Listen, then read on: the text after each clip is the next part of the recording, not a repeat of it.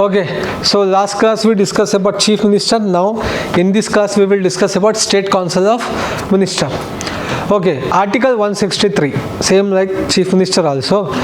Article 163 says that at state level there shall be a Chief Minister headed by the there shall be a State Council of Minister headed by the Chief Minister. So under Article 163 we have State Council of Minister. Why there shall be a State Council of Ministers? In simple language, to give aid and advice to governor. To give aid and advice to the governor. And who is the head of the Council of Minister? Chief Minister is the head of the State Council of Minister. Why State Council of Minister exists? Because to give aid and advice to the governor. Okay, so State Council of Minister consists Chief Minister also. Got it? So it is the duty of the Chief Minister plus State Council of Minister to give aid and advice to the governor. Whenever the governor exercising his power, we discuss in detail governor, legislature power, executive power.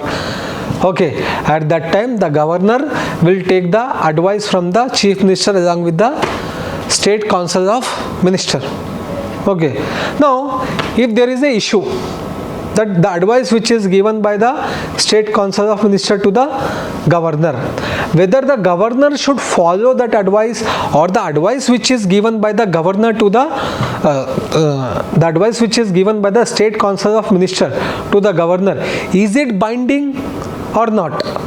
So constitutionally the final authority is with the hands of the governor. The advice which is given by the State Council of Minister, okay, it is not at all binding on governor. Any issue or question arises on that advice, aid or advice, at that time the decision of the governor is final. But in case of president, the advice which is given by Union Council of Minister, it is binding on president. But in case of governor, there is no such things. And the advice which is given by the State Council of Minister to the governor, it is not at all comes under the inquiry of any court, or the advice given by the Council of Minister cannot be questioned in any court of law. Okay, same like the advice which is given by the Central Council of Minister to President. Okay, moreover similarities are there, certain differences are there that we will discuss. As the exam point of view, you must remember the differences. That is very, very important. Okay, so the here difference is that the advice which is given by the State Council of Minister to the governor, it is not binding. In case of central government or what you call president or Central Council of Minister, it is binding. Okay, so that is the difference. And might be you heard about Deputy Chief Minister, right? In Karnataka also you are having the Deputy Chief Minister. So there is no such separate post of Deputy Chief Minister in Constitution. Chief Minister post is there. Council of Ministers are there. Okay, separate post. But there is no such separate post called Deputy Chief Minister in our Indian Constitution. So Deputy Chief Minister is a part of State Council of Minister, not separate post, not separate power. Whatever the power State Council of Ministers are having, same power Deputy Chief Minister is having. Okay, no separate post. So generally if you observe, due to the political interest only, Deputy Chief Minister will be appointed, otherwise not. Okay, many states they doesn't have the Deputy Chief Minister. Okay, generally at a state level, whenever there is a coalition government, at that time we can see Deputy Chief Minister, or in a particular political party only, if there is an internal conflict, case of Karnataka Congress Party, right? At that time, Deputy Chief Minister can be appointed. Okay, so here if you observe, either it is a Chief Minister, State Council of Minister, or Deputy Chief Minister, they are not elected, they are appointed by governor. Okay, even the Deputy Chief Minister and State Council of Minister will be appointed by the governor on the recommendation of Chief Minister. You are understanding?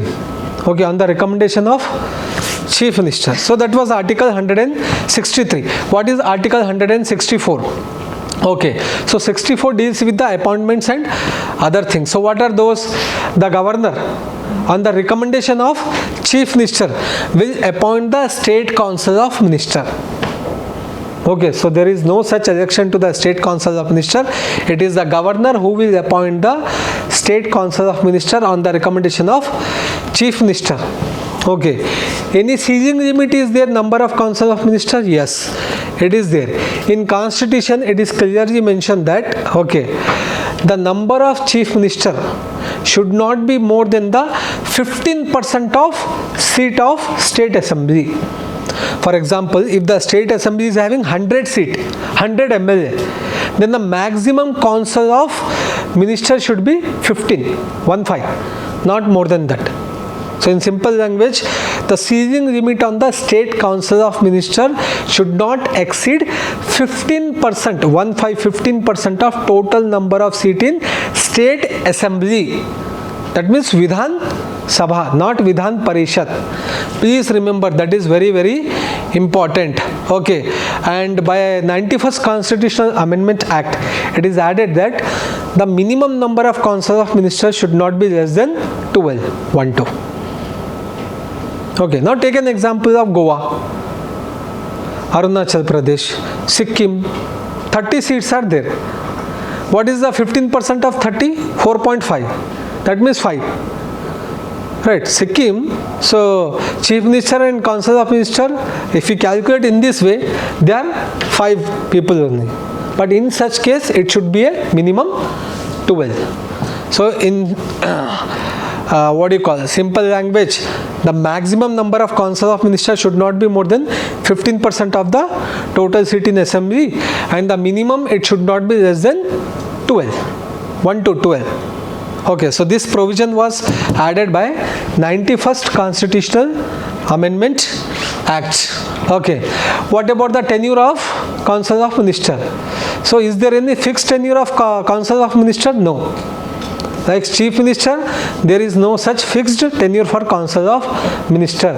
The state council of minister will hold their office during the pleasure of the governor. During the pleasure of governor. That means at any time governor can remove the state council of minister. Okay, whenever there is a dispute between the chief minister and the state council of minister, at that time chief minister can ask that minister to resign. If that minister is not resigning, at that time chief minister will give recommendation to the governor to remove such minister. Same like president and prime minister and central council of minister. Here also same thing. It doesn't have any fixed tenure, state council of minister. They hold their office during the pleasure of governor. Please remember this. Okay, and their responsibility. So state council of minister, collectively they are responsible towards the assembly, state assembly, Vidhan Sabha, and individually they are responsible towards the governor. Okay, so this point we discuss in detail in Central Council of Ministers. Okay, and who will administer the oath and affirmation? Governor.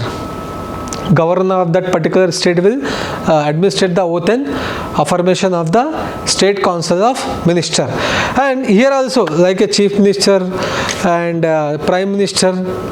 Okay, here also there is one provision. What is that?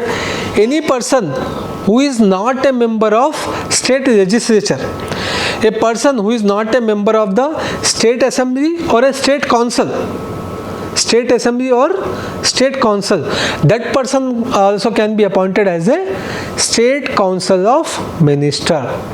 But there is a one condition. What is that condition?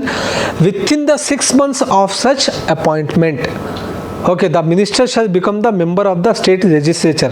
Either a minister can become the member of state assembly or state council. Okay, any minister who is any person who is appointed as a minister, and that person is not a MLA or MLC, then within 6 months of such appointment, that person has to become MLA or MLC. Otherwise, that person shall be disqualified as a state council of minister by governor. Okay, very important point. And what about the salary and allowances?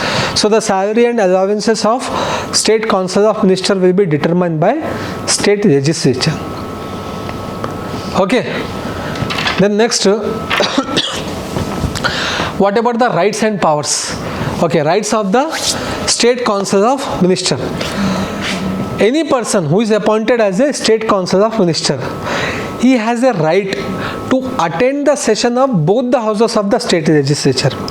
A person who is a MLA, okay, that means a member of legislature assembly, right? That person can attend the session of the MLC also, legislature council. They can do that one.